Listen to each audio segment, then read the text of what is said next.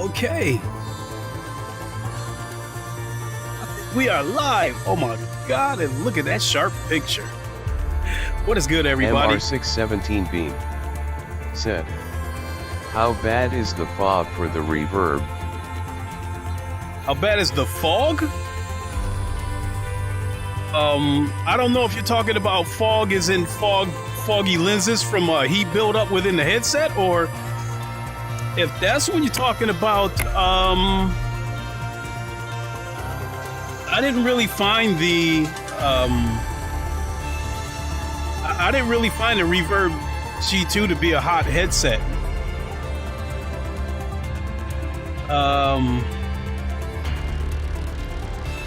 I would probably say my two biggest gripes with the G2. MR617 Beam said, FOV.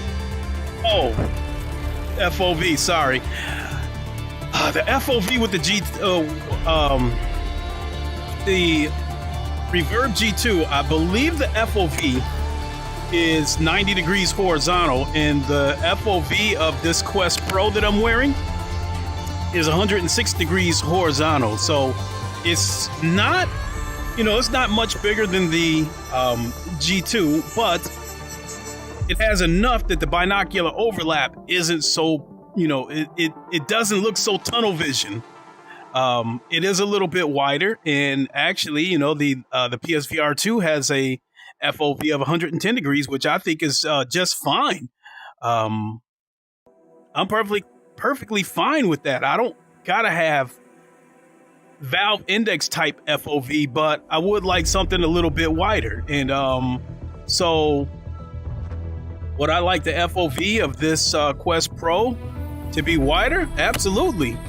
But after spending enough time with this headset as a PC VR headset, I don't think you're going to get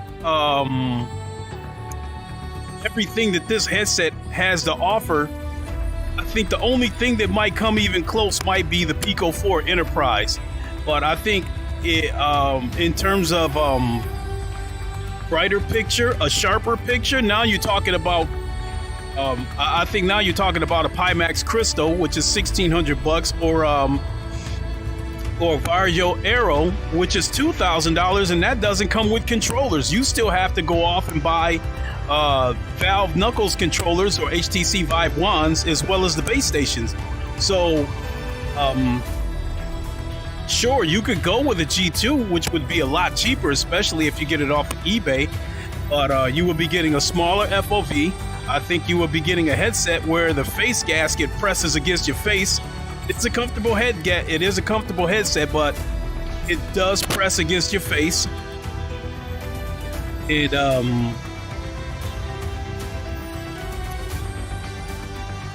pancake lenses of this Pro, it's pretty much sharp in the end, like everybody says.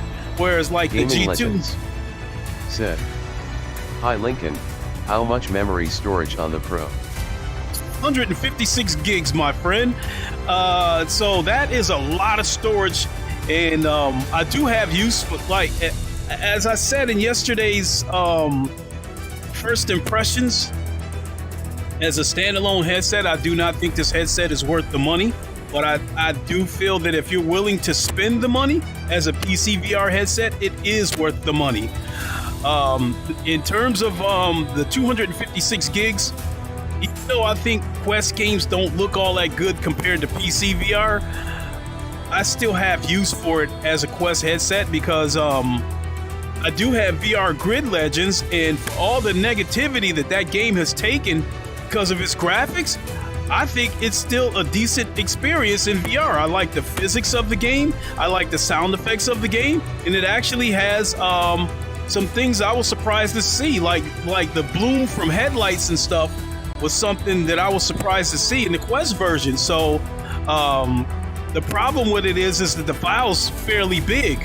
The file's about 24 gigs, and if you got a 64 gig Quest 2, that takes up a lot of your storage. So I will be putting VR Grid Legends on this Quest Pro, and I will get back to playing that game and shout out to Gamertag who gave me the key to that game because as a VR sim racer, he wanted my thoughts on the game. So big shout out to my boy Gamertag. Appreciate that.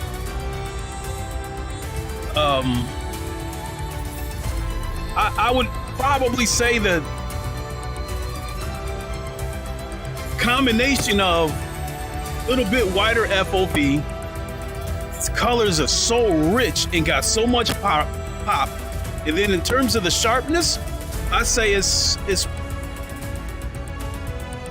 probably make the case that it's about a tie with the G2 in terms of the sharpness, but the pancake lenses give it an edge because it's pretty sharp from top to bottom, from left to right.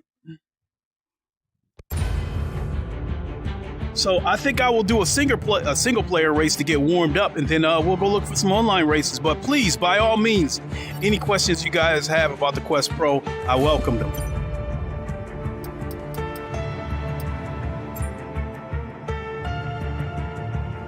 Mexico, not one of them. MR617 Beam said, have you tried the AR on the Pro? No, I have not. I'm not interested in AR, mixed reality, and all that kind of stuff because, you know, the Reverb G2 is a mixed reality headset, and I never tried any of that stuff. And I mean, they even worked in some mixed reality stuff into the Quest 2, and I never used any of that stuff. I'm just not interested in it. I'm not interested in turning my small one-bedroom apartment into a tech demo. I'm just not up for playing a game where some kind of Pokemon type creature is hiding behind my TV. I want to be fully immersed in a pure VR game.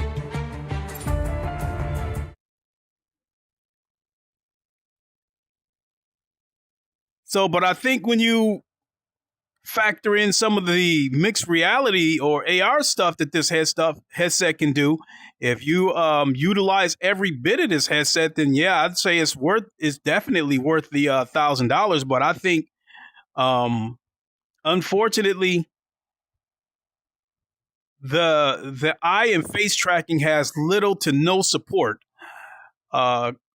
Quest standalone games, the only thing that I know of that has face and eye tracking would be PokerStars VR as well as the Meta Horizon worlds. And then on PC, there's pretty much no eye and face tracking support. You have to go to GitHub and download a file, unzip this file, create a shortcut, create a text file, type this in with a space, a comma, and all that kind of shit to get the face and eye tracking working.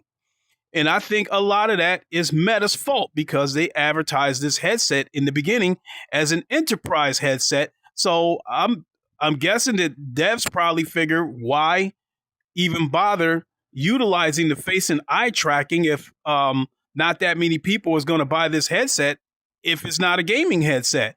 And then I think that a couple of situations forced their hand. I think the XR Elite coming in, the HTC XR Elite coming in at $1,100, as well as the Pico 4 Enterprise, which pretty much matches the Quest Pro blow for blow in terms of resolution and face and eye tracking and features and that kind of stuff, made Meta the highest. It made their headset the highest at $1,500, and I think their hand got forced, and they lowered the price of the headset to $1,000, and then they kind of changed their tune and started calling the Quest Pro a gaming headset. I think that's something they should have done right from the start, and I think it would have been more eye and face tracking support.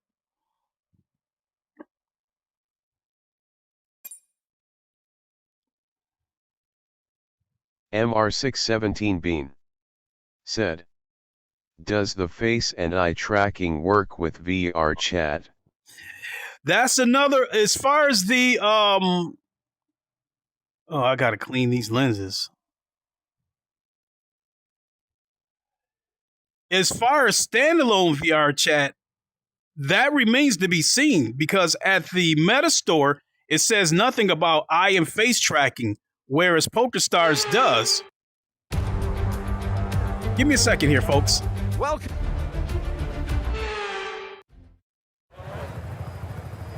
Now, as far as the PC version of VR chat, that goes back to what I was saying about how you got to go to GitHub and download some ALXR file, and then you got to unzip it and drag it into another folder and create a text file and all that kind of shit. And then you still have to find avatars that have eye and face tracking. So my son is working on that right now as we speak. He's creating avatars that do have eye and face tracking. Once he's done making those avatars, when he comes back next week, then we're going to go and get those GitHub files, and we will test it and we will let you guys know.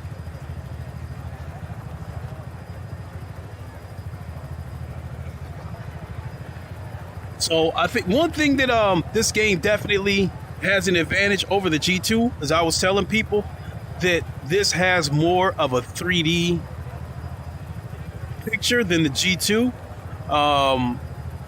I think the best way that I was trying to describe the G2 is that if I'm in a game where I'm standing in front of a volcano, that volcano looks like it was painted on the wall in the G2, whereas with the Quest Pro, that volcano looks like it's actually there. You know, it looks more 3D. And then I will say that one disadvantage that the Pro has, it does, when it comes to text in the distance, you do see a little bit more screen door, but it's just slightly more than the G2. But one thing that like blew me away with this Quest Pro is like these guys standing here. When you get up close to them, you can see all the details in the shirt. You can see, like, I'll stand up for a second here and see if I can get close to the guy. And as I get closer to him, you can see the texture of his shirt, of what kind of material it's made of. So I was like totally blown away by that.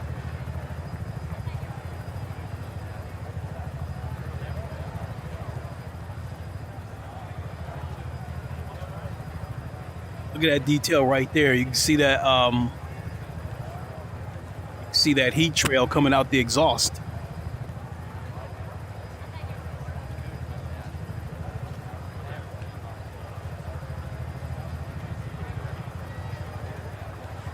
So this is just, the picture is sharp. So in terms of the sharpness, yeah, I've seen it with the G2. I mean, it's kind of tit for tat.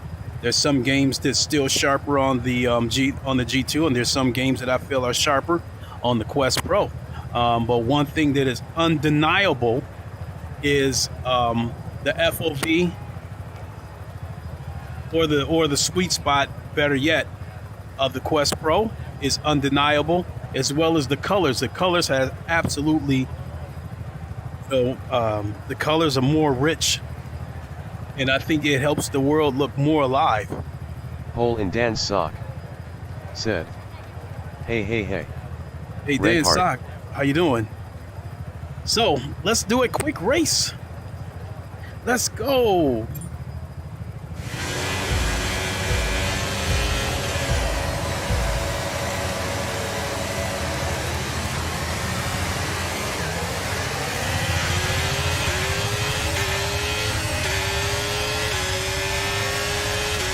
I mean, when these cars pass me, I can see the reflection, the metallic reflection on these cars is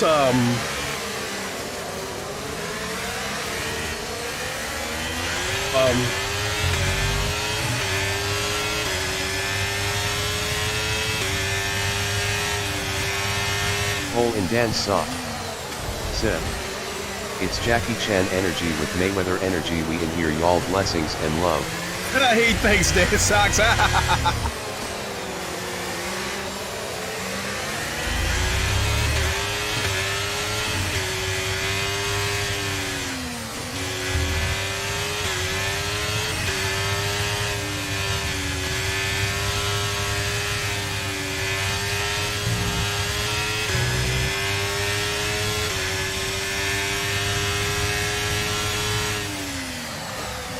Oh God.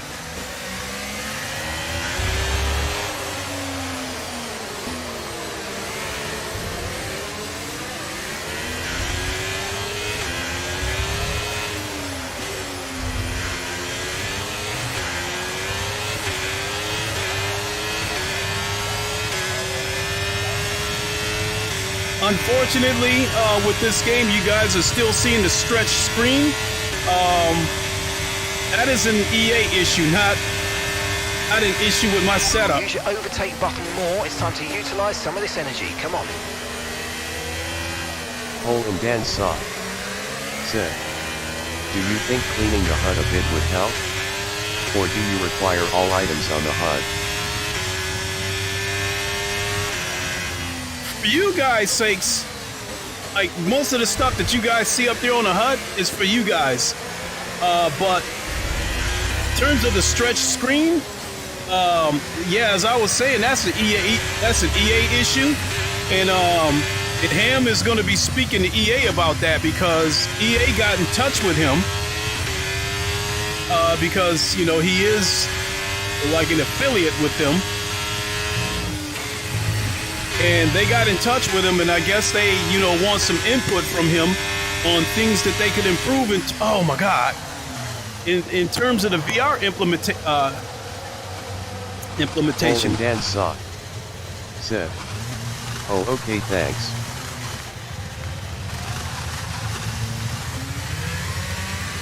What, I'm going to go ahead and retire from this session and go on to a track that I know. Hole and Dan Sock said, shout out Ham VR. Yeah, so I mean, any VR, I couldn't think of anything in terms of input because I figure anything VR issues are issues that you would find on just about all games.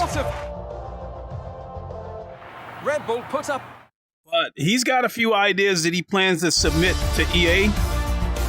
Stretch screen that you guys are looking at is one of them. But I think it's a combination of both. It's an EA issue and I think it's an OBS issue because when Ham streams, I think he uses the Nvidia coder or whatever.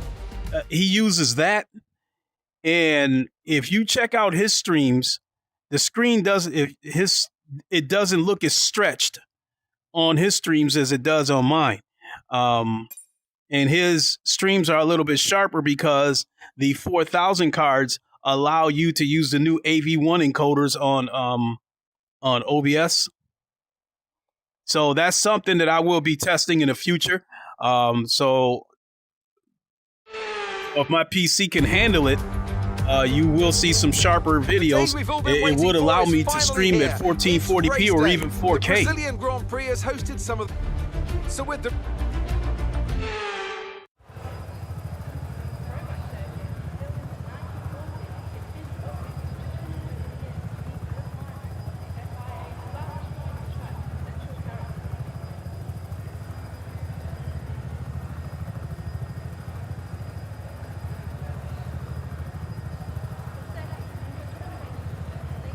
So at this point, I will say that I think that I know the Quest Pro is pretty much going to take over as my go-to headset. The only exceptions being that whenever I play ACC, I would more than likely play it on the G2 because the G2, the Open XR toolkit works, whereas I have not found a way to get it to work on ACC yet. I have found a way to get it to work. It does work on F122. It works on Phasmophobia, but as far as ACC and Automobilista 2, I haven't figured out how to get the OpenXR toolkit working for the Quest Pro. Something I'm just going to have to keep working on. But once I figure it out, the G2 is pretty much going into the closet. Hole and Dan Saw said, thanks for that Quest review. Oh, appreciate it. Appreciate it.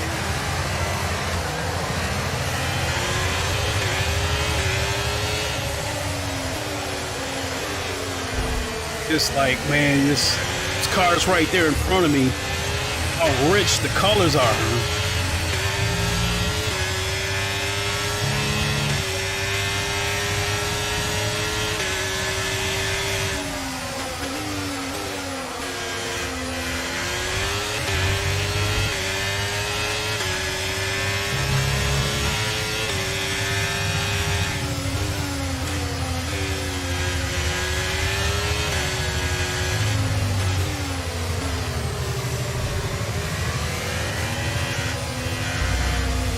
MR617B said, would you recommend picking up G2 or waiting for the new headsets coming in the near future?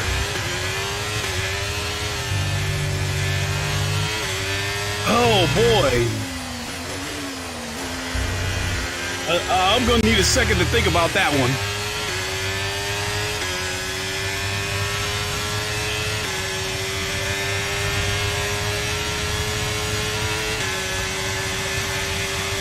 Because now, you know, like in terms of headsets, we have more headsets to choose from now than ever before. But some of these headsets that I've done the research on, there's caveats with those headsets.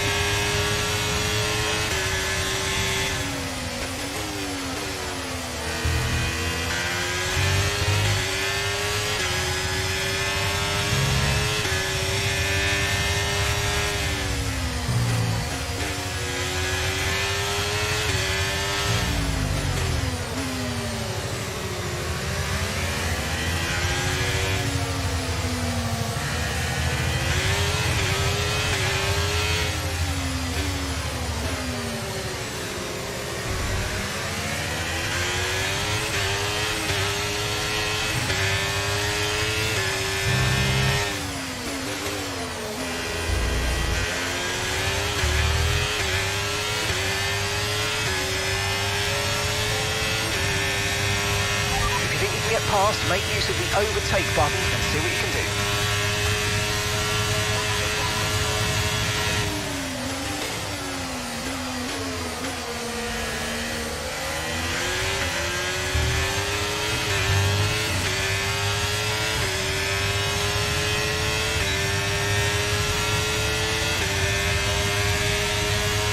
We can now use DRS. DRS now available.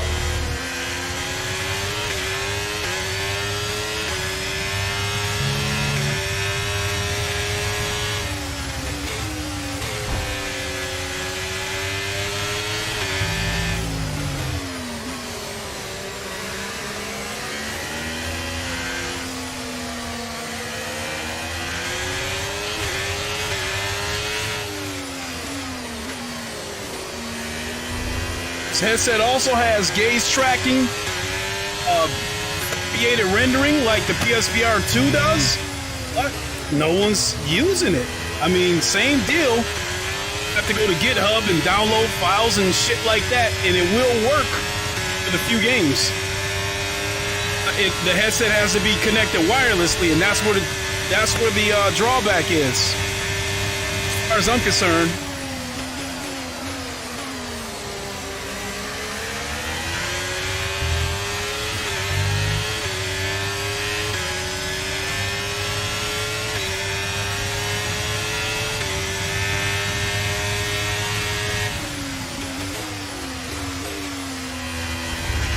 Nice move, good job.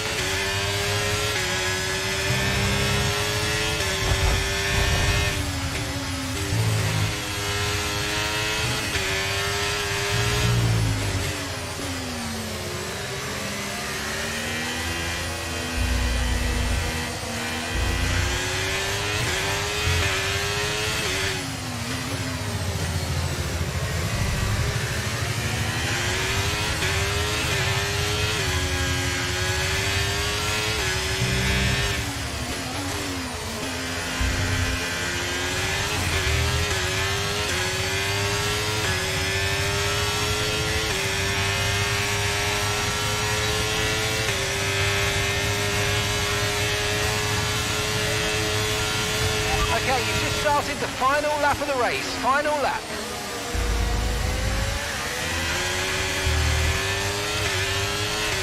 Sir Lewis.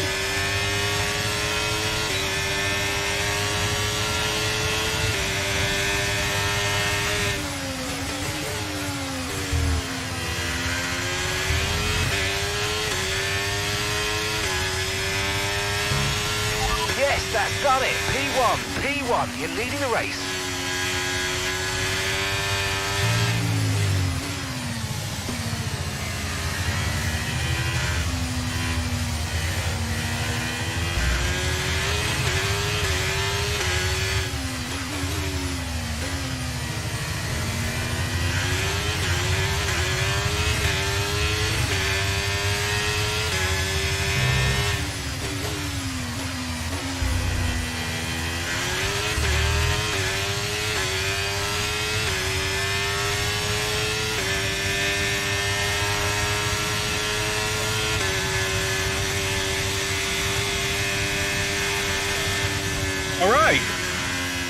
got the victory.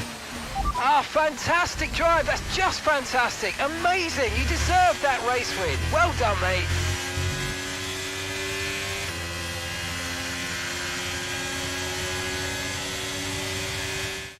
Well, what a drive that was to take the win for Ferrari today.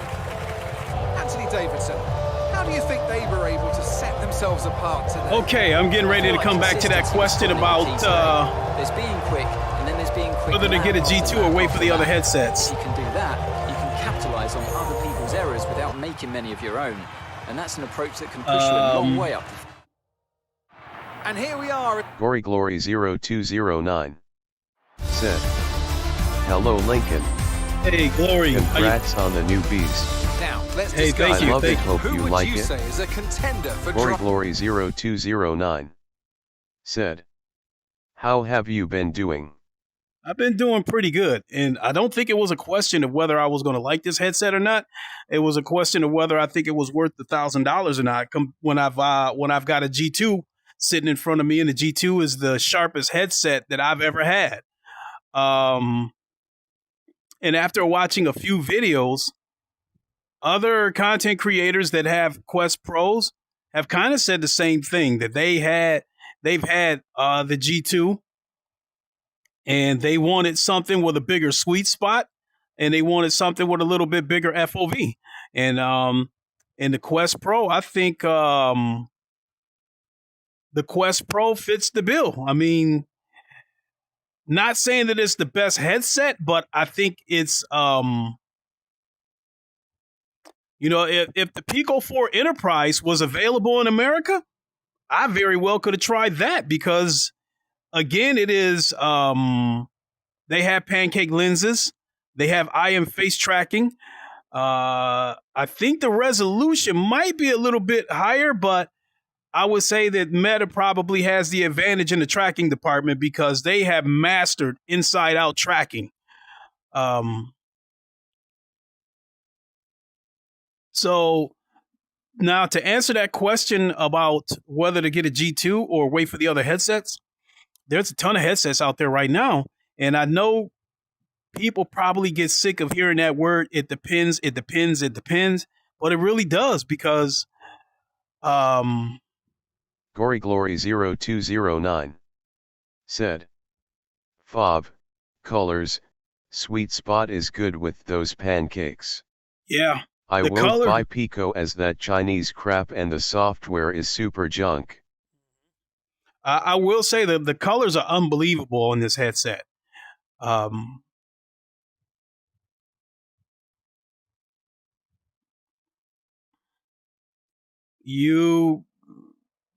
put it this way. You can make the case that as far as headset that I've tried, the Quest Pro and PSVR 2 are probably the brightest headsets that I've ever tried. The difference is the Quest Pro as a PC VR headset gives you the brightness and the sharpness. PSVR 2 is not that sharp. Just being honest. In terms of its sharpness, the PSVR 2 is just a step above the Quest 2 as a standalone headset. I've got 6 headsets here.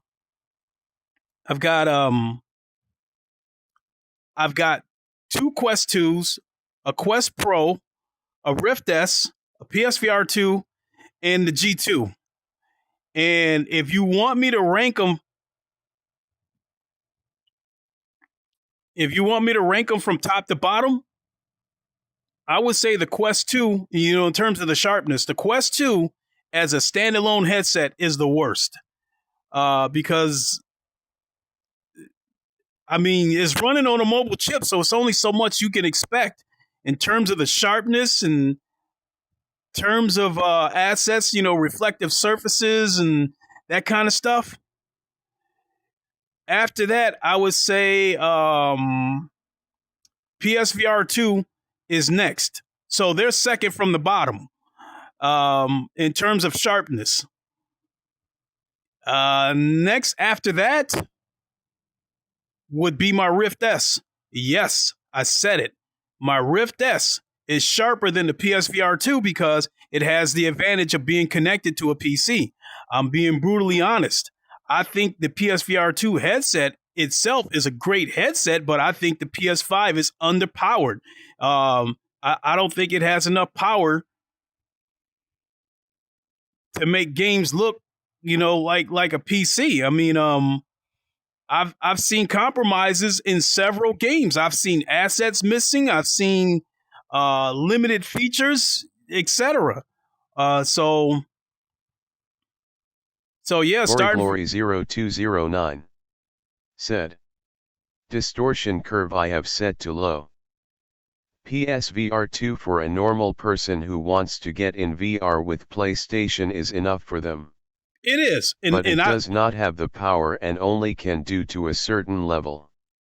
You would be absolutely right. And so when people were asking me, do you recommend PlayStation VR? I was telling them that it's good for what it is. And I would say that every single time because I was trying to put it politely. If you want console VR and you want plug and play VR, then PSVR 2 is your choice. If you want sharpness with more features and more settings with the ability to choose what settings you want in terms of your graphical settings, low, high, epic, VR, ultra, that kind of stuff, then you want to go PC. And then people were trying to talk about the barrier to entry that getting a PS5 and getting a PSVR 2 is cheaper than PC VR. That's not necessarily true because there's been enough headsets out there and parts that if you're willing to buy some parts secondhand, you can get into PC VR for the same price as a PlayStation VR, if not cheaper. I mean, now you can jump on eBay and find like a 3070 for like $300 now, and that retail for $500 when it first came out. I think the PS5 has the graphical power of a 2070. I think for flat screen games, the PS5 is amazing because it's within earshot of a PC in terms of the visuals. The big difference where PC has the advantage is the frame rates. Glory 0209 said, I am glad I listened to you and went for 4090. And yet I did not get the G2 because of availability, but Quest Pro I don't regret. I would say I think you're going to be happy with the Quest Pro. Yeah, it was a little bit pricey, but it does have a couple of advantages over the G2. Again, the pancake lenses, giving it a much bigger sweet spot, almost non-existent. The sweet spot is almost non-existent. You don't see anything that looks funny until you get to the edges of the lenses. Now, if the G2 is a good route to go, if you want the sharpest picture possible at the lowest possible price, because you can catch a G2 on eBay for about $300. Hell, I bought mine for $200. That was a can't miss. So it was well worth the money. The trade-off is you're going to have a very small sweet spot, a little bit smaller FOV, and in my opinion, the face gasket it makes it feel like tunnel vision, and it doesn't give my face room to move around. I've talked yesterday's stream. I talked about how with the G2, with that face gasket pressing up against my face, if my face itches and I move the headset around but the slightest, what'll happen is my glasses will press up against my eyelashes. That doesn't sound like a big deal, but because my eyelashes are touching my glasses, every time I blink, it's streaking oils across the lenses of my glasses. So that's why you guys were always seeing me take the GT off every few seconds. Said, that's crazy. It serves you good at 200. Oh yeah, it was well worth the money. So to finish what I was saying was because it was pressing my glasses up against my eyelashes every time I blink, it was streaking oil. And that's why you guys were always seeing me take the headset off like every 15, 20 minutes, cleaning my glasses off. With this Quest Pro, there is a trade-off. I have enough room that my glasses are not touching my face, but yet it's still pretty close enough that it gives me a good FOV. And then so I can actually move my glasses around inside my headset. It's not touching my eyelashes. So basically, once I wipe my glasses off the first time and I get the headset on correctly, that's it. I don't have to touch anything else again. You know, and the one bad thing about this headset is actually a good thing, is underneath here there is light coming in because of the kind of blinders that they give you. These blinders, these rubber blinders, they're magnetic, which is cool, but they stop right here. So it lets light in, you know, right underneath. But the good part about that is that, like, if my eye itches or something, I can just reach up in there and just rub it, and somehow I can do it and not touch my glasses and not bump the glasses up against the lenses of the Quest Pro. So I do have a little bit of room in there. So I guess that's an advantage. And a little bit, you know, the light that comes in through the bottom. At first I was distracted by it, but I'm good with it now. Especially when I'm racing. If I'm focusing on a race, you know, I don't even notice it. What track we got now? I wonder if this is Saudi Arabia, because I like that track.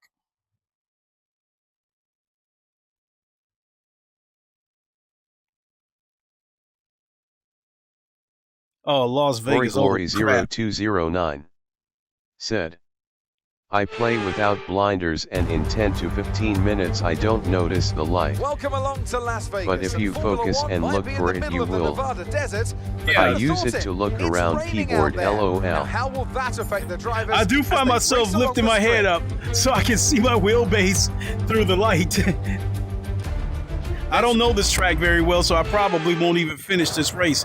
But I just want to see beautiful Las Vegas at night. I know what you can do. Don't let me down.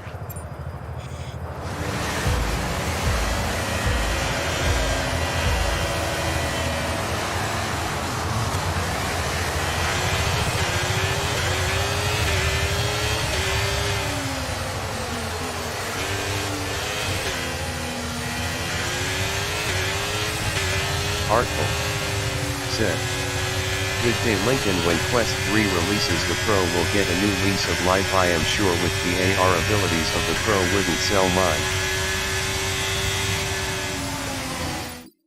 You stopped me, Artful. You just stopped me. You know, damn it, look how clear that picture is and how beautiful the colors is. That is amazing. I mean, the colors of this headset is just unbelievable. The colors just have so much pop.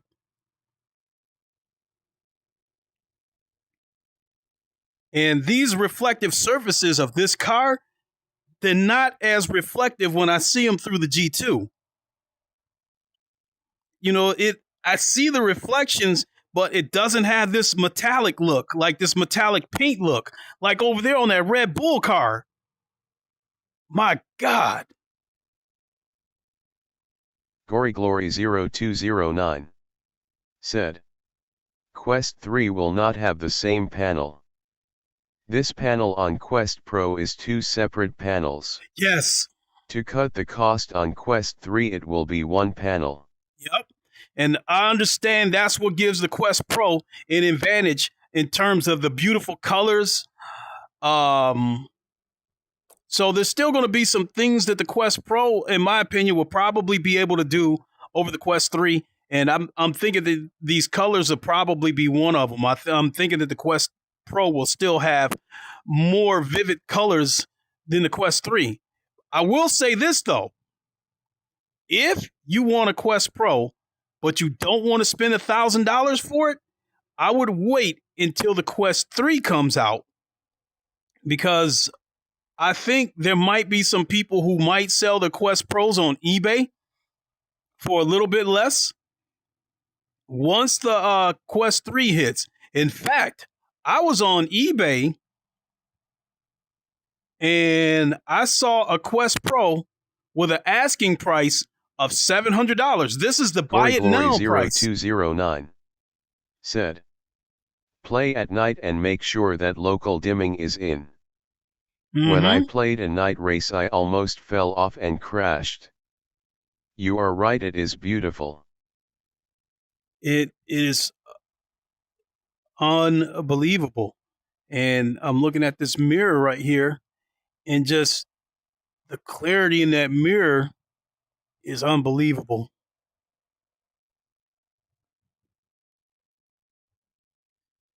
Wow.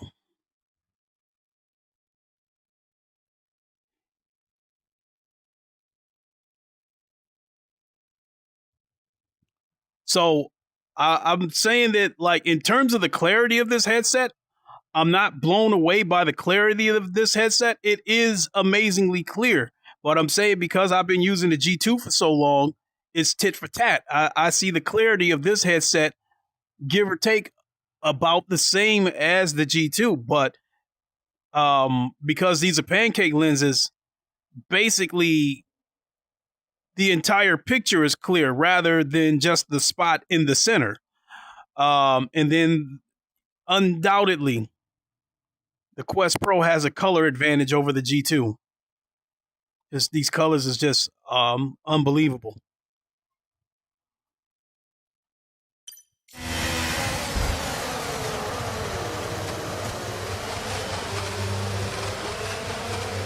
Please don't hit that wall.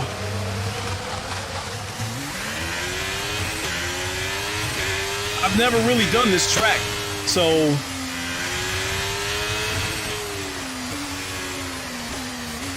right there, missed turn right there.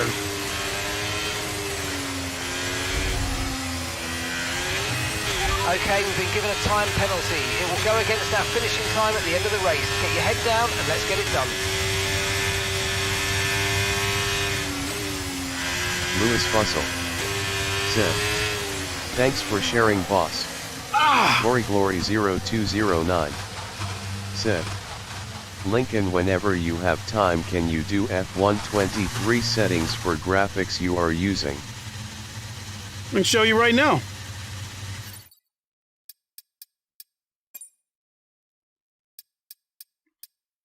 And this is where having a 4090 is an advantage.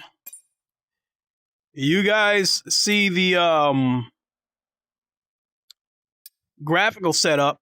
I have, you know what? I'm going to back out of this. I'm going to back out of this race so I can show you the graphic settings full screen. Kwaski said, what's up, Link? Are you experiencing the glares from the floodlights on night tracks?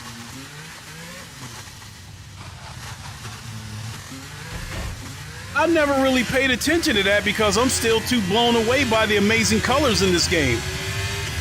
The amazing colors and the amazing colors of the Quest Pro.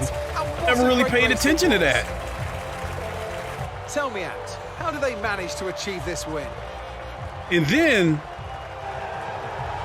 flat screen cutscenes, so sharp, and the colors are so amazing. If you wanted to play this game in theater mode, as if you got like a 70-inch TV in front of you, you wouldn't need a real TV. For the victory celebrations. A real team victory today, everybody. Let's focus on the driver of the day, Anthony Davidson. So I'm gonna pick.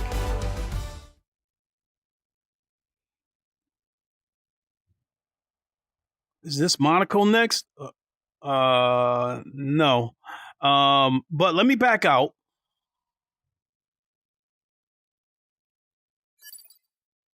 Go to the main menu and show you my graphical settings. That way, you know, if I do a full screen, you guys will be able to see it better.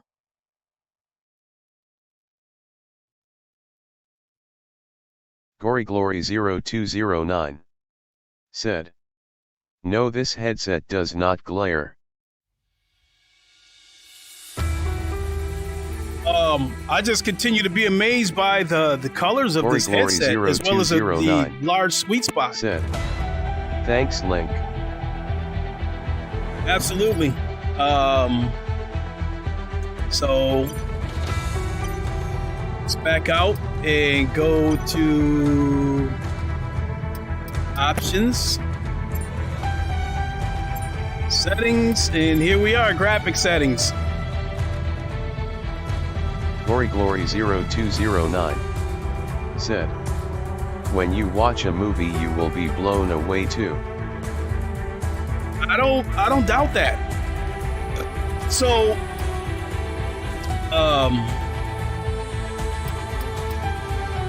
as you can see, I pretty much have it set the ultra settings. This is pretty much the default ultra settings, the ultra high settings. So I have not gone through there and changed anything. See all this ultra high stuff. Anything that says high, it's because that's the highest setting. So like the skid marks, there's no ultra high settings for the skid marks, or right here for the particles, or for the post. Okay, so there's an ultra high for the post process. But just out of curiosity, I'll leave it there and see how that affects, you know. MVR said, yo Link. Hey Ham, how's it going?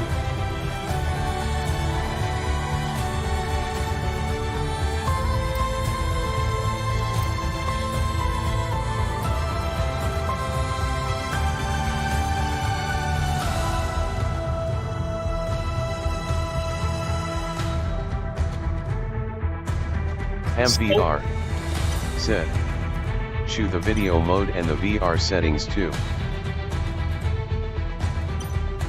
Ah shit, let me go back.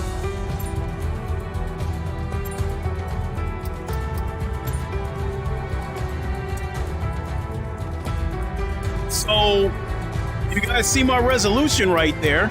It's at 3240 at 90 hertz.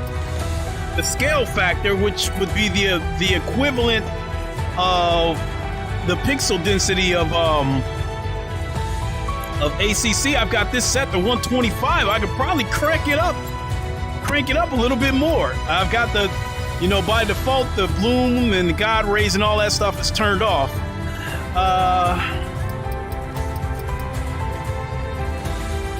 The OC, the on-screen display distance, I'll leave that where it's at because I actually like where it's at.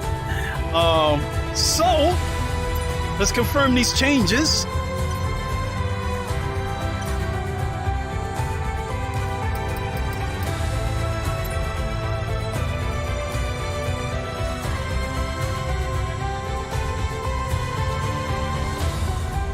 Like this screen right here you guys are looking at, this is flat screen right here.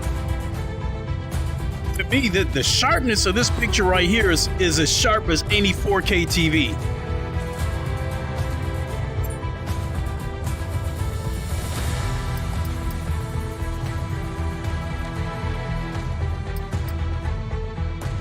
I think I can do one more single player race. And then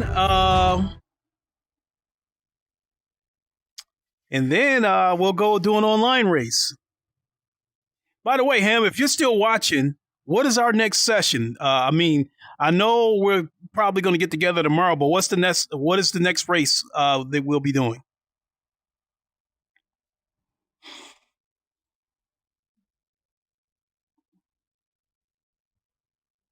So yeah, I think I got to clean these lenses because like my son likes to have the lenses right up on his face.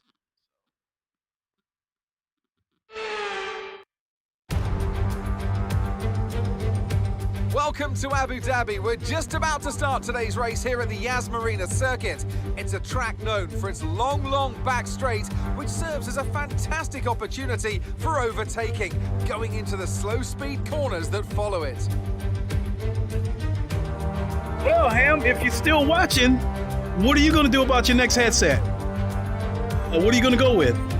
The drivers will be racing here I in know the you were Yas looking to Marina go with, circuit through you know, take a look at the 16 Pimax corners Crystal, and a lap but distance of around you know, after all the 3.28 miles. shit we've been hearing about the with the race Pimax not Crystal, I'm beginning to think that's Anthony probably Davidson out. is with So me what's once going to be your again next? to take What's you going to be your through next today's PC action. headset? And we have.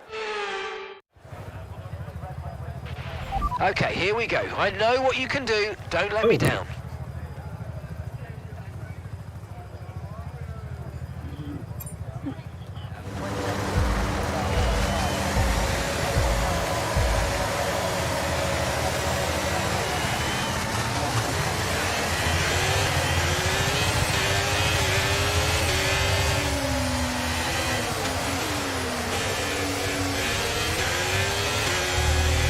Wow, just wow.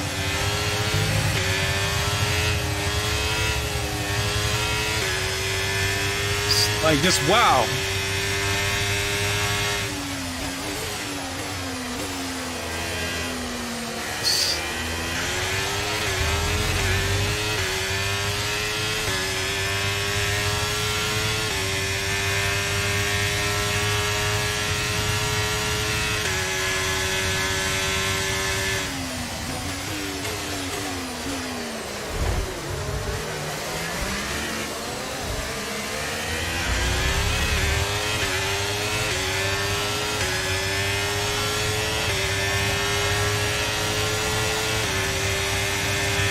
Ooh.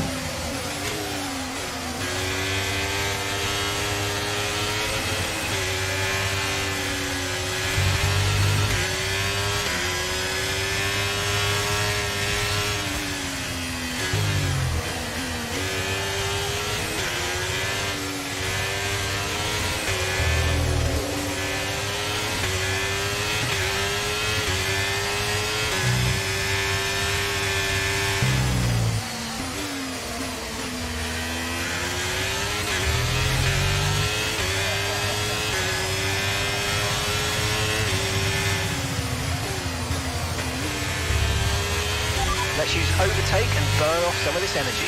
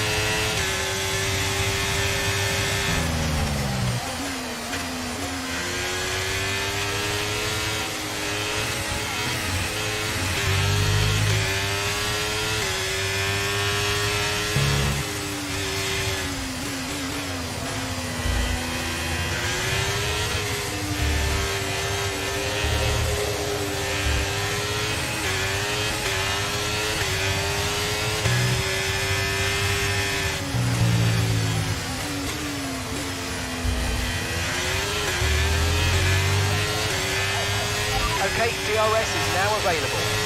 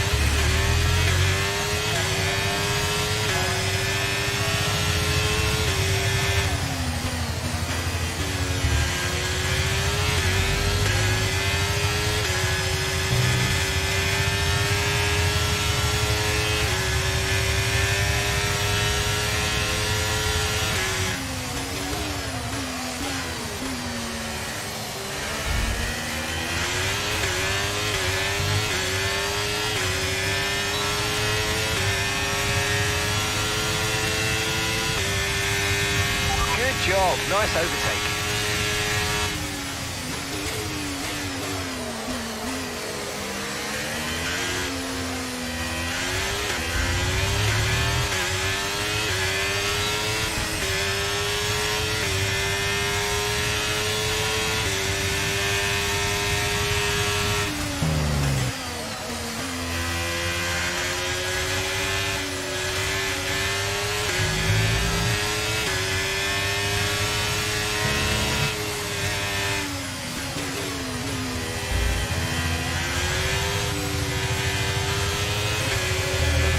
You know, the beautiful part about this is that I really don't have to move my head because of the sweet spot. I mean, whenever I do turn my head, it's minimal. Okay, this is your final lap of the race.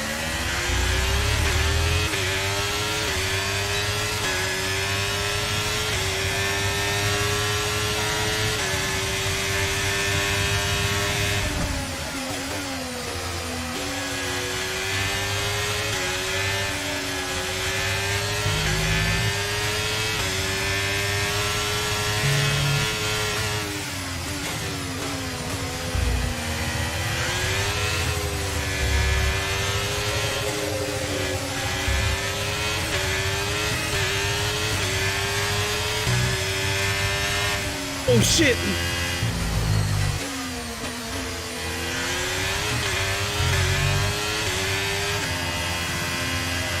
Nice. And that's the end of the race. We'll see you in Parc Fermé. Took 8th place, but it was fun, and I'm still sitting here amazed by the colors. Now, I did experience a few stutters, so I'll probably have to go back and put the settings to where they were at. The Abu Dhabi Grand Prix. So that's still amazing to be, What do you think it was? I think this at 3200p. The edge over the competition. Red Bull are Quite our winners amazing. today after showcasing some incredible driving. There's been a huge push from them lately to stay competitive with the other teams, and they're certainly proving themselves.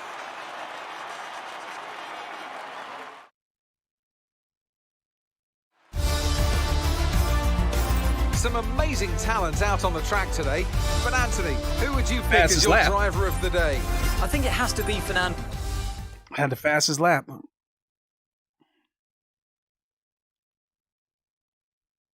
think this might be Suzuka, but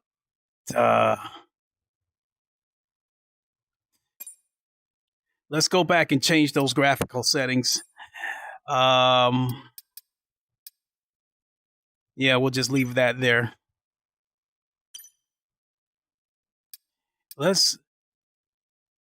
If this is Suzuka, I'm going to go ahead and run this race, and then we'll do a multiplayer.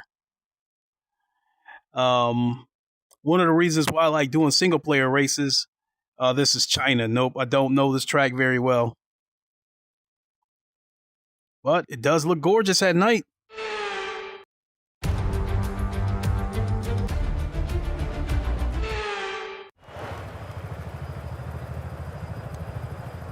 You know what? I'm going to go ahead and skip this session and look for an online race.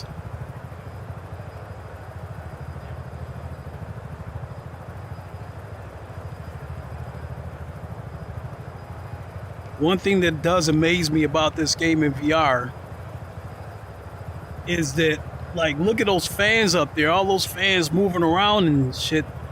In a lot of other sim racing titles, there's a lot of empty seats in those stands, and then there's the fans are cutouts. They're not moving people. Like, you might have a couple of people standing on the sides, you know, off the track waving a flag or something. But other than that, you don't see this many people moving around. This is where I give GT7 credit. I think they're the only other sim racing game where the entire audience is moving around. But I don't even think GT7 renders this many people, though, in terms of the fans, this many moving people.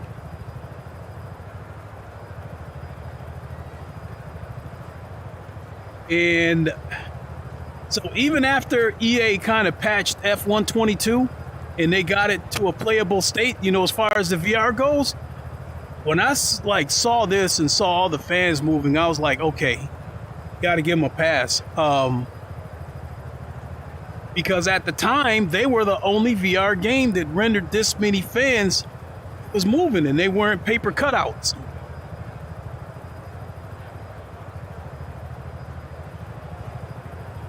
That, you know,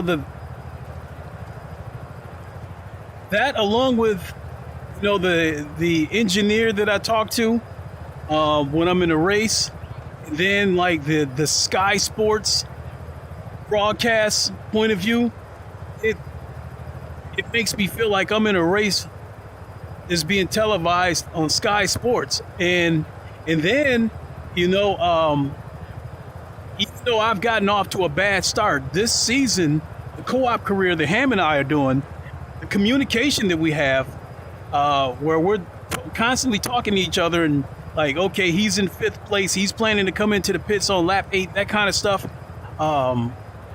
It's very, very immersive.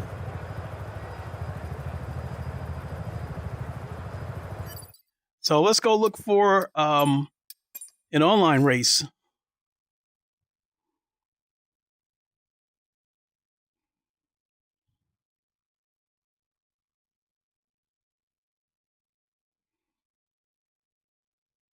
What would be amazing is if LFM picked up F123.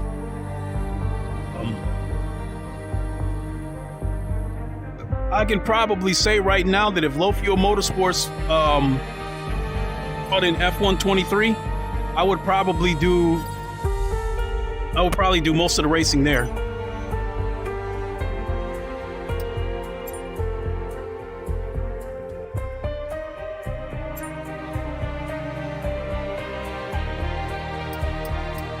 All right, is that Bahrain?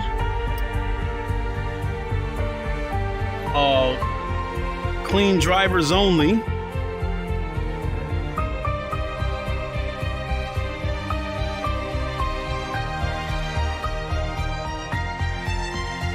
Show details.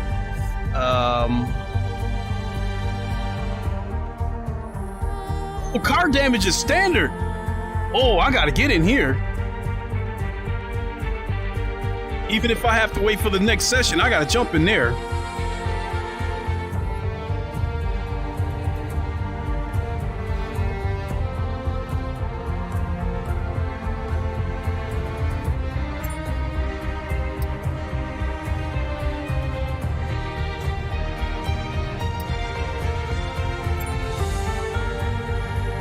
Yeah, I gotta get in there, even if I gotta wait.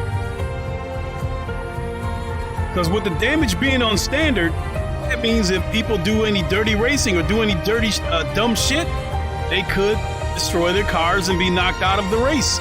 I think that's something that GT7 could learn from.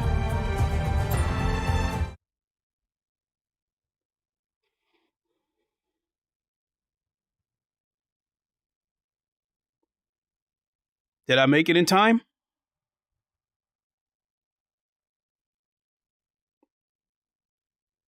So if I didn't make it to the race in time, then we'll just sit back and watch.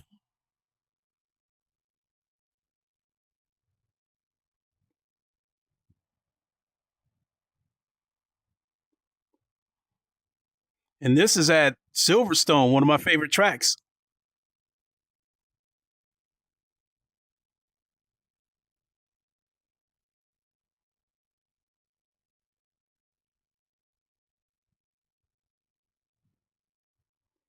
Did we make it in time?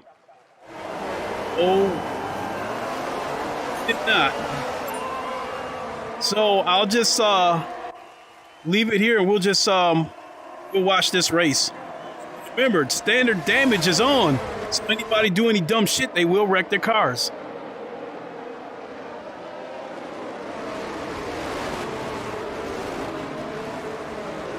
And you guys have seen this flat screen just like I am, and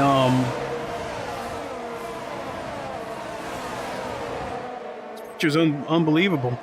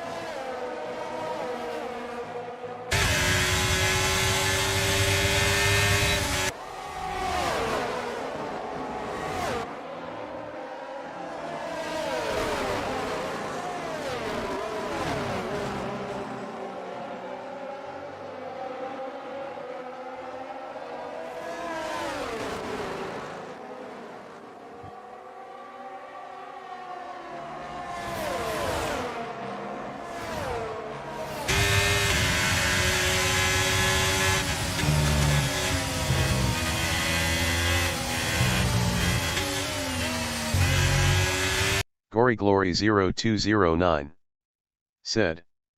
Ultra high OK. Thanks. In video mode are you using DLSS?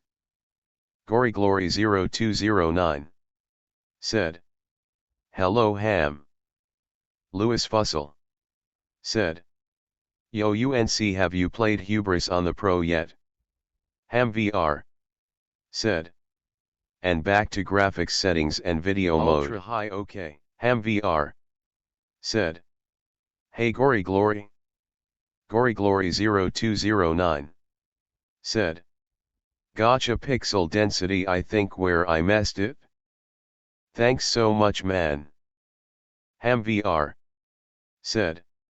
Looks like his text-to-speech died. Ham VR said. Azerbaijan is next race. Okay. Glory 0209 said. Ham, you are not streaming today, sir. So Ham looks VR like I gotta pop said, out the chat. No.it way too hot. Glory 0209 said. Yeah, seems like. Ham VR said. 32C in VR room upstairs and I've still not set the AC up yet. Glory 0209 said. Software is junk ass. Ham VR said. Next VR headset might be the Pimax Crystal, but I'm not sure with all the hassle. Maybe Valve Deckard or Varjo Aero 2 if they release one. Glory 0209 said. I am going stick to Quest Pro for a while. They have been listening. Constant updates and features for PC and there is nothing that has such a software. Glory 0209 said. Varjo was not available here, sad face, but I heard that headset is beast too. Glory 0209 said. Pimax and Pico are Chinese crap which I will never buy anyways even for free. Glory 0209 said. Try AMS2 in Oculus Node and you will forget the Steam as well. He with 4090 that game is beast too on this headset. Ham VR said. I pre-ordered the Crystal, I was going to review on my channel, a self-funded review, but they've been so slow, it's no longer VR news, so that combined with the issues. I don't think I'll bother now. Glory 0209 said. Yeah, don't get it. With that crap software and PC VR you will throw it out of the window. Ham VR said. I wonder when Link will realize his text-to-speech has stopped face with hand over mouth. Glory 0209 said. LOL. Glory 0209 said. Yeah, sweet spot is crazy. Just your eyes to look. No need of turning head. Glory 0209 said. Skip skip skip. Glory 0209 said. Cutouts LOL. Trees and people. Glory 0209 said. It's amazing how far it has come. Multiplayer race, all in VR, with a racing rig. All ainst. Glory 0209 said. Ham and Link, that overlay of information comes in VR too, or is it for stream only? Glory 0209 said. Text to speech is back. Hopefully we won't lose it again.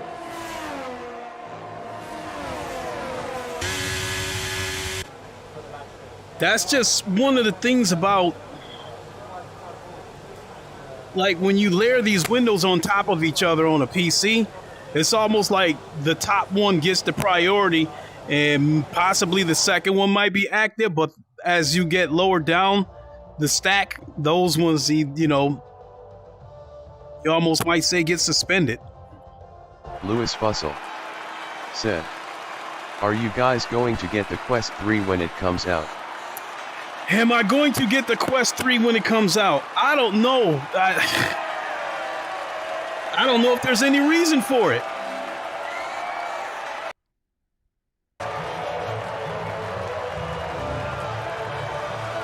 I say that because after seeing what Asgard's Wrath 2 looks like, and it's supposed to be coming to Quest 3, to me it looked like a Quest 2 game. If this is the best that we're going to get in terms of how good the games look on Quest 3, I definitely don't see any point in buying one. Besides, I kind of really don't care about standalone VR like that anymore. With me being primarily a VR sim racer, I want the best, I want the sharpest picture as possible. I want the best visuals, and I want the best, and I want the sharpest picture. Bottom line is, the closer that the VR looks, here, let me see if I can pick. Lance Stroll, Nick DeVries, So Ganyu, and Woobizo.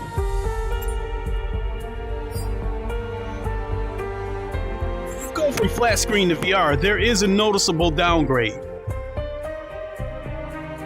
And listen, grass is missing. Like, if you go from flat screen to VR and you pull over on the side of the road. 0209 said, that was a full readout. LOL. Oh. Or to put it in simple terms, like, grass missing, I don't really care about that, but you will notice it.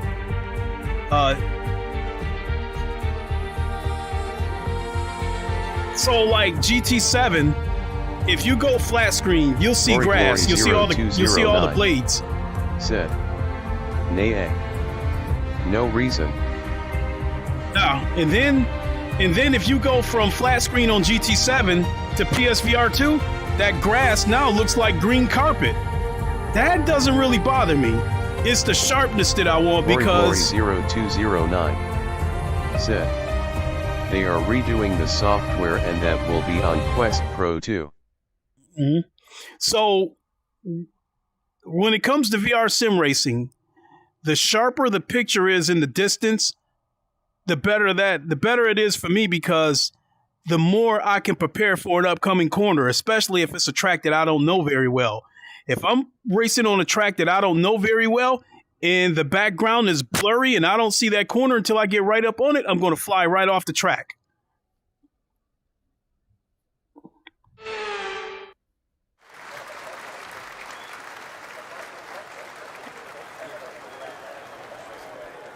The damage is on standard, yes.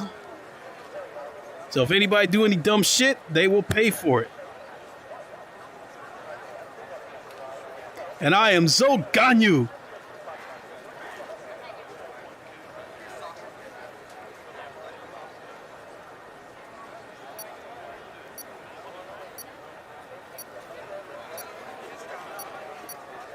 Whoopsie daisy.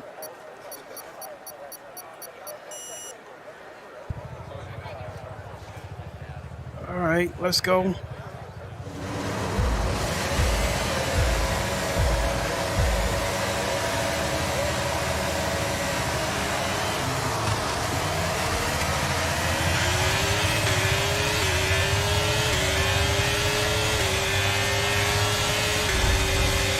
I don't think this is going to end well. Yep, I'm seeing. Oh my God!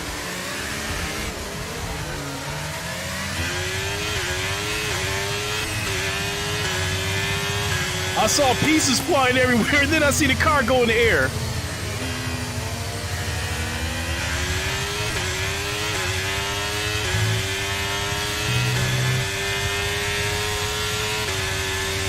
Caution, caution.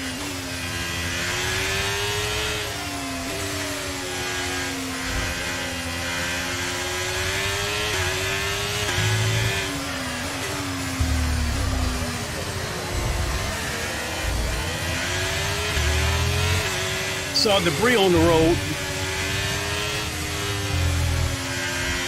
That start was okay. Now stay alert for threats around you.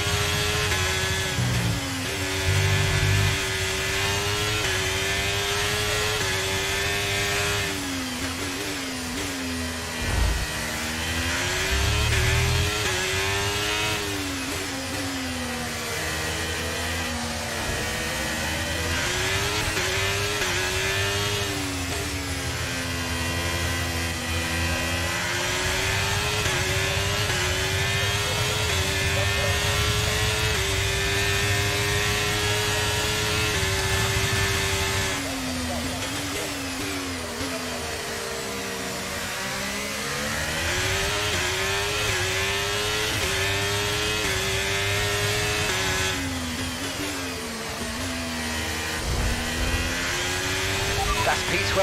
You're into P12. Okay, clear.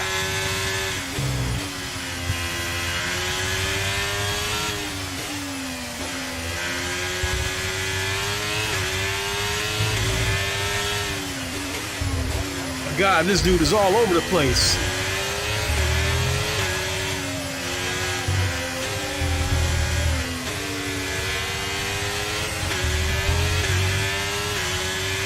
We've got a lot of spare energy. Okay to use your overtake button.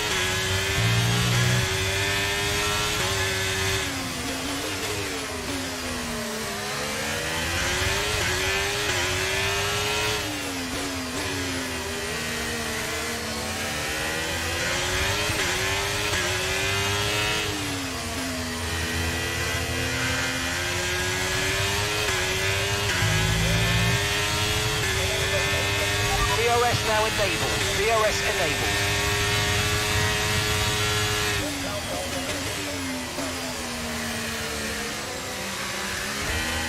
Come on, dude.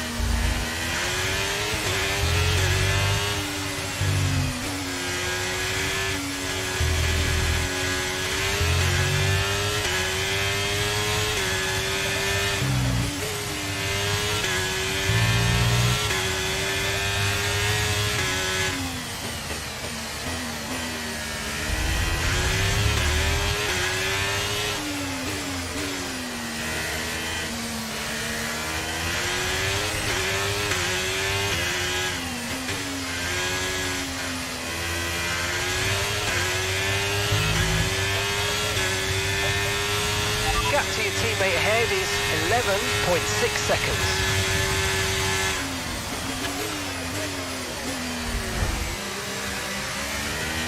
At the moment, the car behind is lapping faster than us by around a second a lap.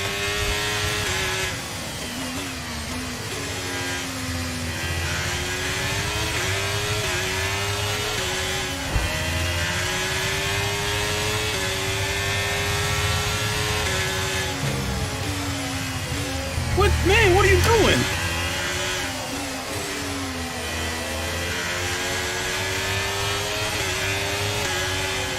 You two go ahead and fight it out. There's gonna be a wreck somewhere.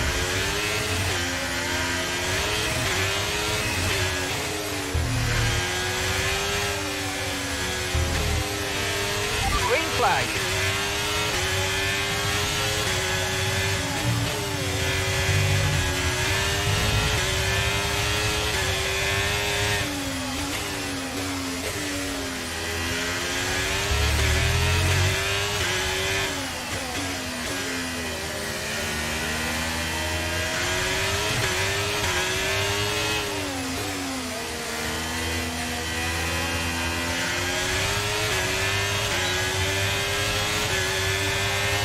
Okay, final lap. Let's go. Final lap.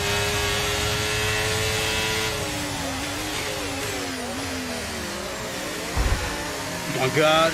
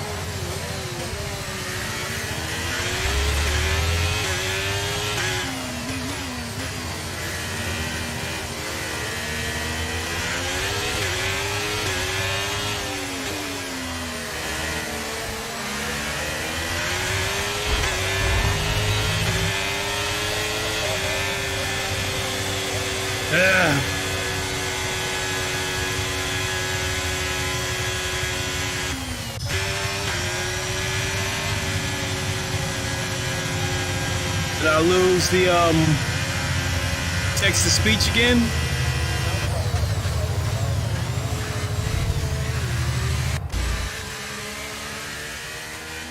You're gonna have to go in and close all unnecessary windows.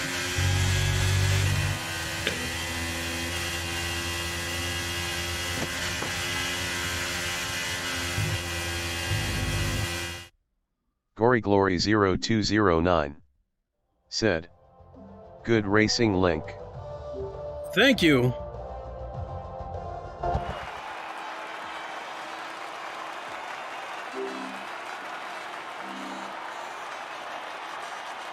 I think I took 8th place considering how much bumping and shit was going on. I was very fortunate. You would think with damage being turned on with this game that they would have been a little more careful, but my God, I seen pieces flying everywhere in that race.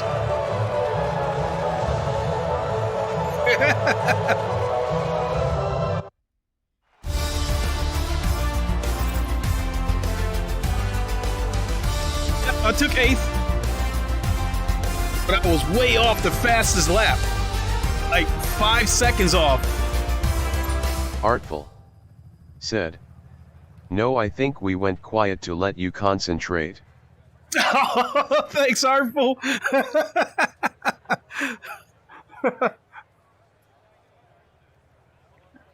Well, I'll tell you what, the next race, I'll tell you if I know the track very well or not. If it's a track I don't know very well, have at it. Comment all you want. I mean, you comment all you want anyway, but if it's a track I don't know very well, I expect a wreck and probably get knocked out of the race. But if it's a track I know very well, I will be zeroed in.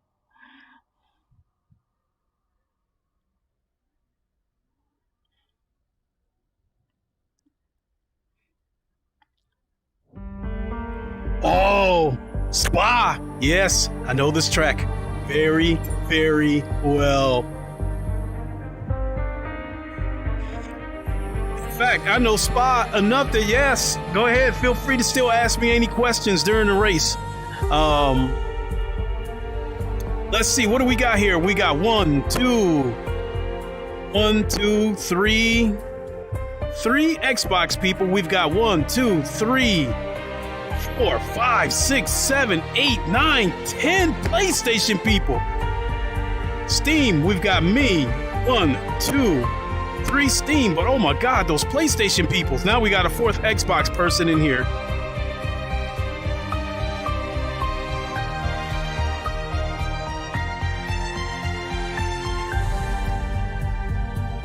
One thing about the color pass-through of this headset, like when you switch it back, whatever app you were using, it fades back into that app. It doesn't just instantly do it. So you'll see your app and the color pass-through overlapping each other until it transitions from one to the other.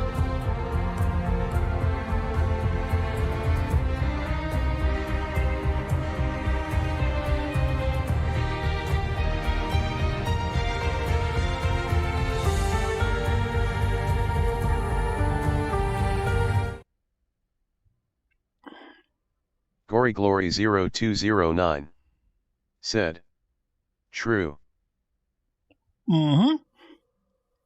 So, just want to remind everybody that Ham and I should be resuming our co-op career tomorrow.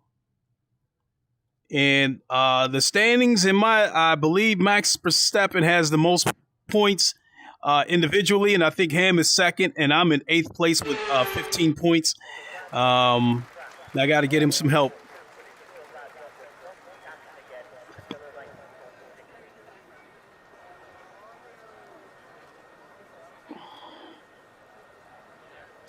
Yes, good old Spa. Good old Spa.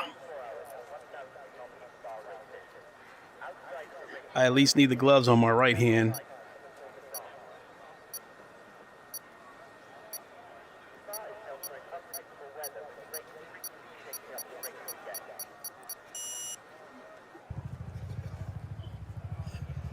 Let's go.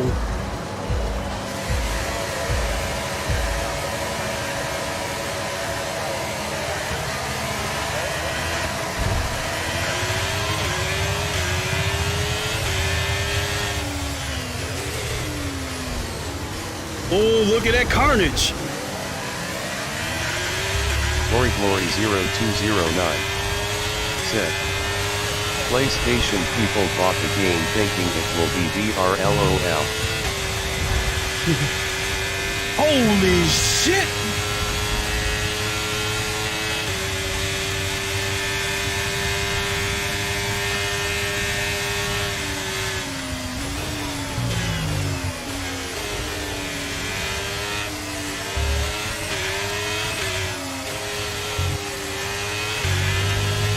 That move was illegal, I'm afraid, mate. Return the position, give it How back. the fuck did I do an illegal overtake?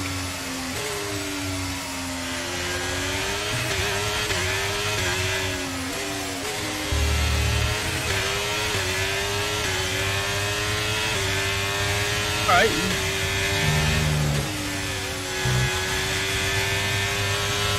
Get him the right way then.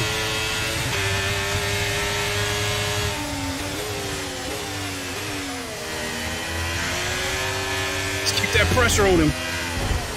Shit, you can do that.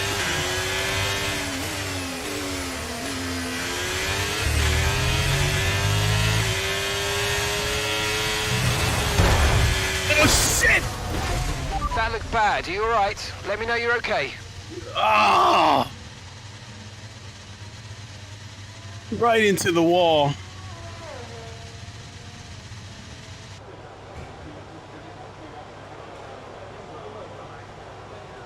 Right into the wall.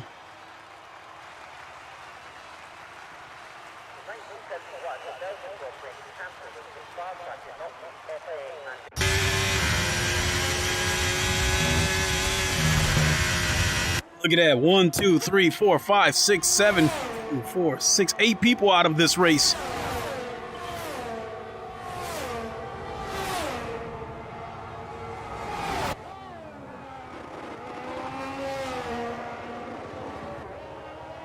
A teammate is in the pits.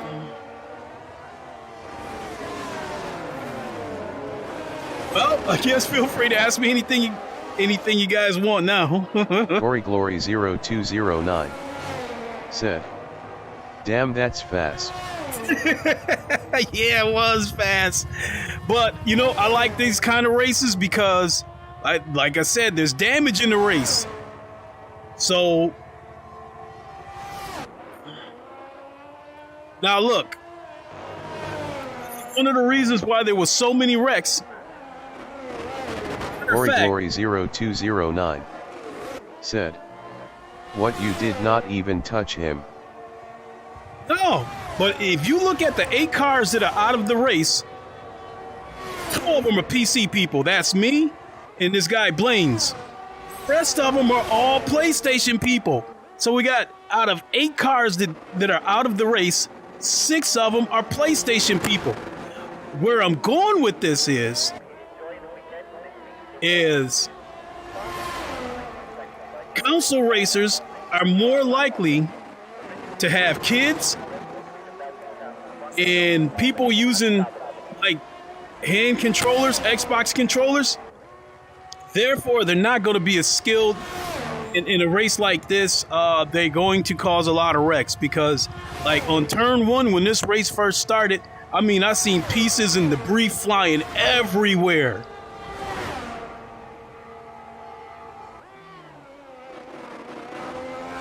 Glory 0209 said, wow, people in online drive like jokers. Like going to supermarket.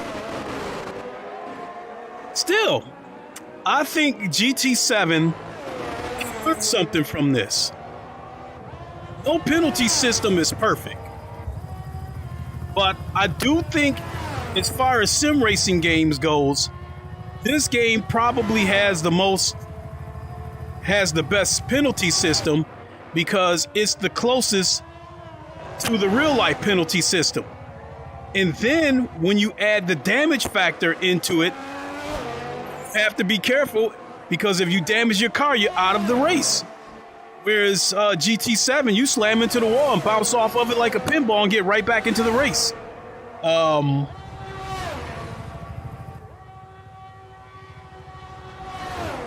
got a horrible penalty system. that was punishing the victims. You know, you get knocked off the race, you get knocked off the track, and you're the one who gets a penalty for it. I think that was causing the GT7 user base to dwindle, and I think people were moving on to other sim racing platforms, and I think Polyphony Digital knew it, so they tweaked the penalty system a little bit to where if you get knocked off the track, you get a penalty.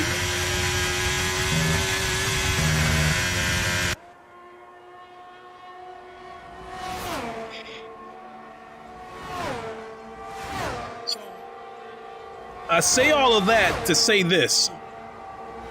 GT7 were to go ahead and put in a penalty system where if you fly off the track and hit the wall, you're done. Or if they put in, not a penalty system, a damage system, a collision system, where if you hit the wall, you're done. If you hit another car, your car is damaged. Because with this game, you go up into another car, if you lose one of those front wings, you're pretty much fucked. You're not going to be able to keep up with the other cars because you're going to lose a lot of downforce. Even ACC, make contact with another car, you will take on damage, and it will cause you to lose time. But ACC's penalty system, in my opinion, is not enough to discourage dirty driving. But the penalty system in low fuel motorsports, it's enough. It reduces a lot of the dirty driving. Doesn't eliminate it, but it reduces it. And now,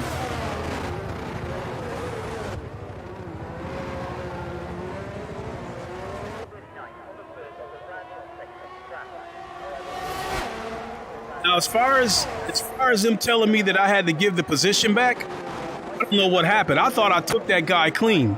I don't think I cut across any corners to get past him or anything like that, unless I passed him on a yellow flag.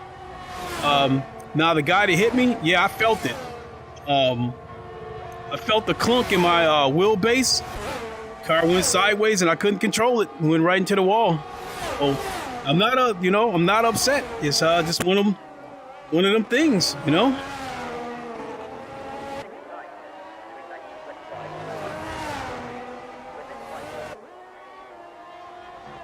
But yeah, GT7, yeah, I've just about had it with the dirty racing over there.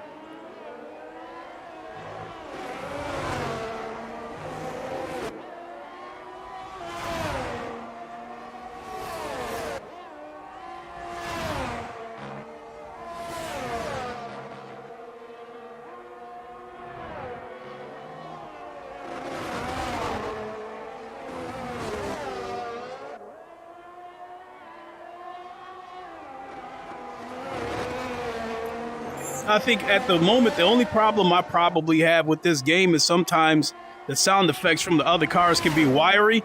You know, instead of you hear.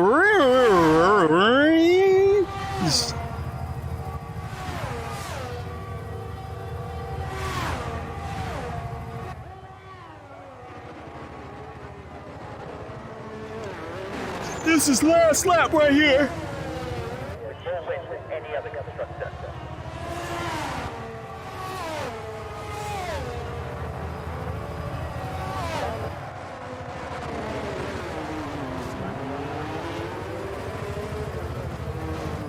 Glory 0209 said, "Yeah, true."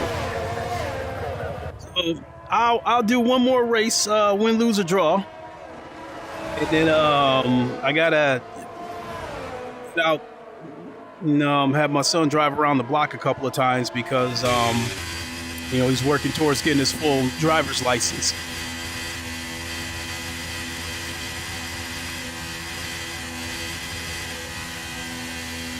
Ooh, excuse me.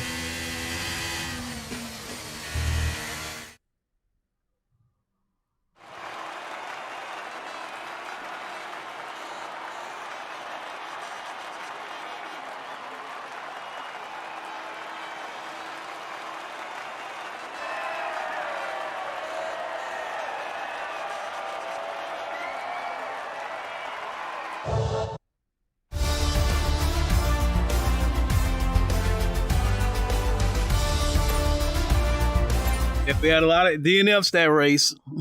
Unfortunate. So I don't want to be discriminate and talk about how the council drivers drive.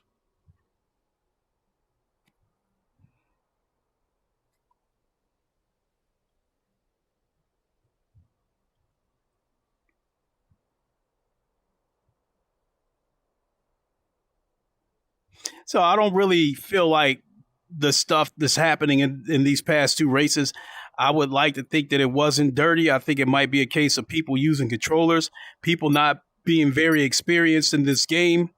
Because if you guys notice the way I've been driving, I've been leaving these cars spaces so I don't rear end them when I go into the corners.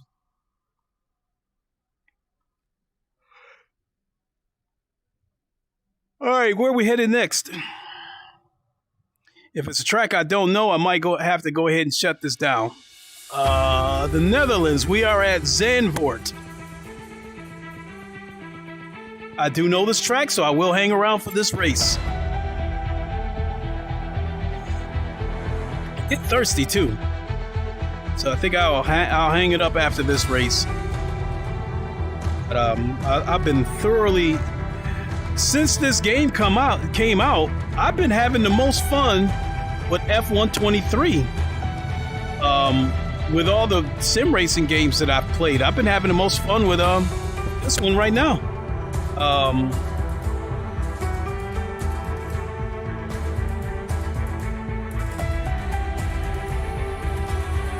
But ACC, I still love it. You can still make the case that ACC might still be my favorite sim, but whenever I jump into ACC, I still feel like I'm grabbing a hard hat in a lunch pail and going to work.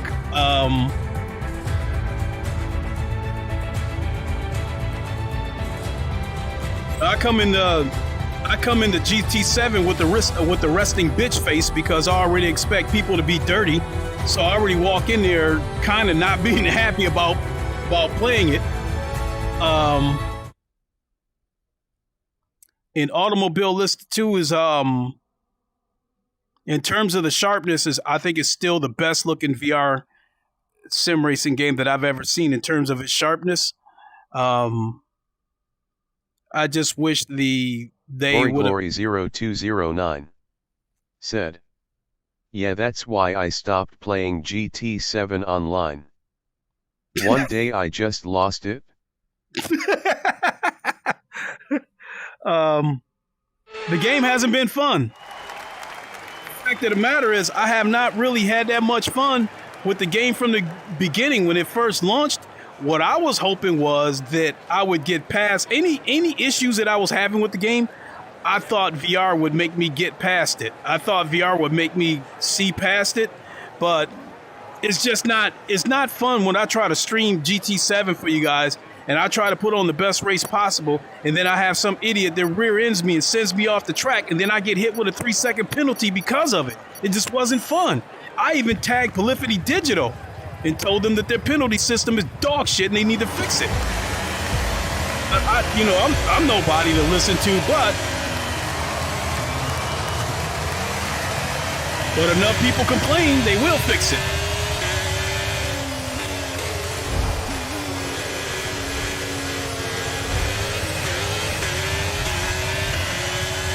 Glory 0209 said, AMS2 force feedback has improved a lot. I was playing couple days back. They got some updates coming on Automobile List 2 that I'm really looking forward to.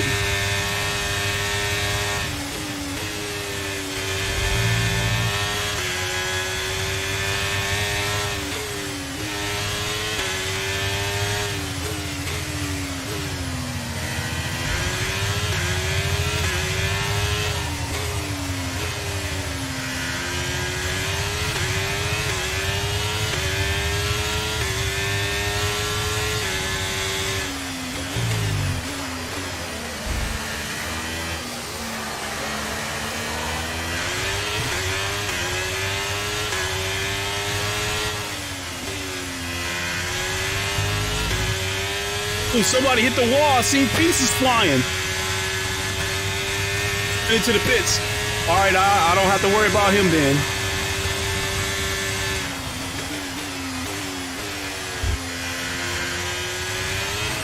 Okay, clear.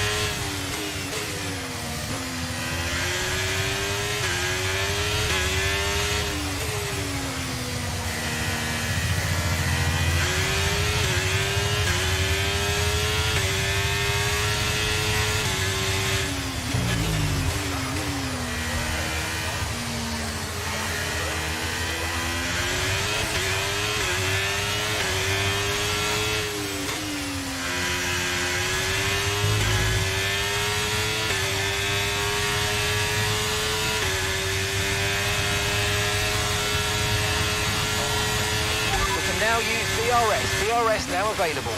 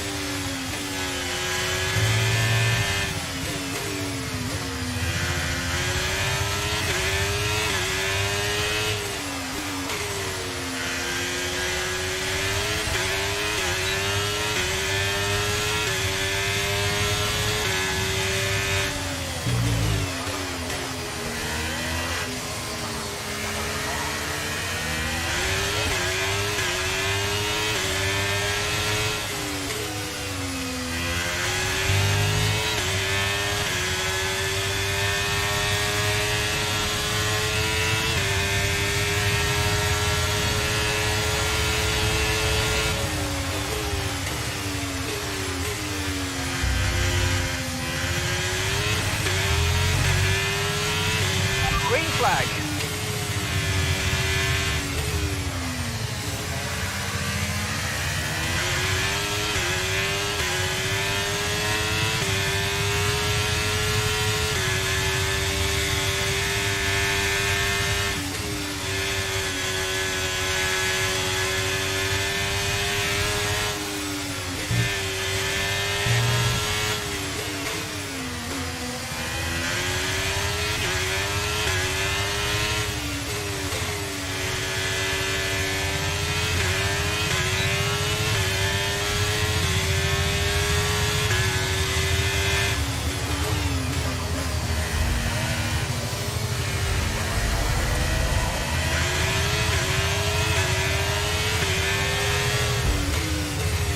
What were they waiting for?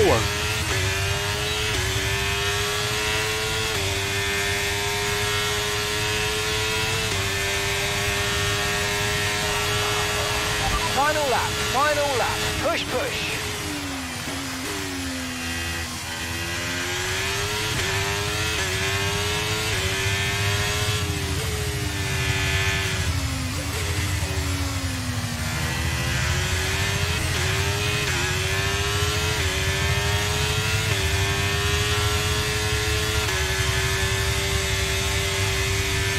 Our gap to the car in front is 3.7 seconds. Oh, no kidding. This would have been a longer race. Maybe I could have caught him.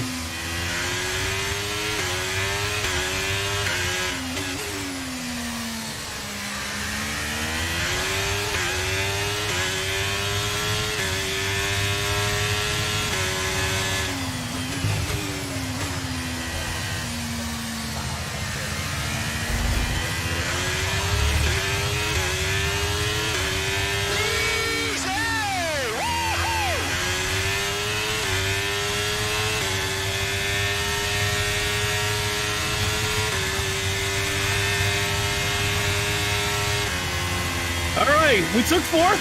We took fourth.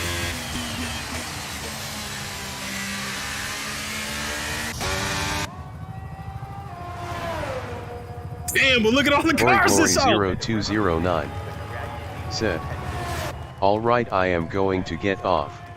All right, thanks for tuning in. Midnight here now. All right. Have a good race and enjoy the headset. Thank you so Maybe much. Someday I will have a chance to play with you and Ham. More sooner than later, I hope. You know, I'll speak to Ham about, doing open sessions again. Glory 0209 said, good race. Thank you so much.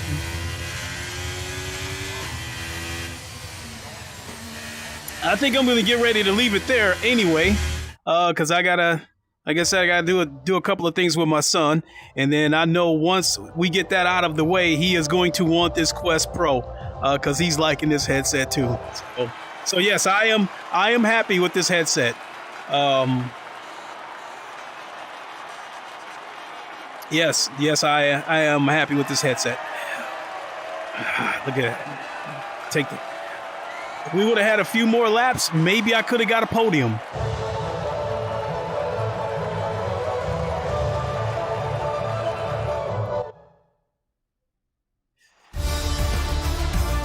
Look, we'll probably be going to 0209 said, all right, sir. Take care. Same to you. Appreciate you tuning in. God, I want to see what this next race is going to be. I'm not going to do it. I just want to see what the next track was going to be. Because, yeah, I gotta get to my activities today. And then my son and I, we were talking about doing Pavlov crossplay. One of us is on PSVR and the other one of us is on PC. Now the crossplay has been enabled, so I don't know. I could possibly stream that from my other channel, the Godfather of VR. So, if you guys are tuned in, if you guys are subbed to that channel, even though I haven't put up content there in God knows how long, I'd still appreciate it. Because you do need a break away from the racetrack. Monza, oh my God, my favorite track on ACC, Monza.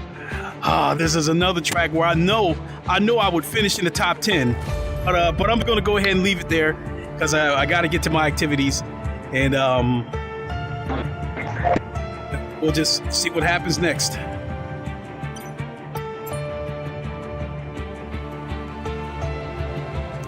Okay, folks, that's gonna do it for me. Thank you so much for watching. We will see you all on the next replay, next stream. God, I'm all over the place. Thinking about how fun that was, how good it looked, how much I'm enjoying this headset. It's got me tongue-tied. Yeah, we'll see you all on the next stream. Until then, everyone enjoy the rest of your weekend.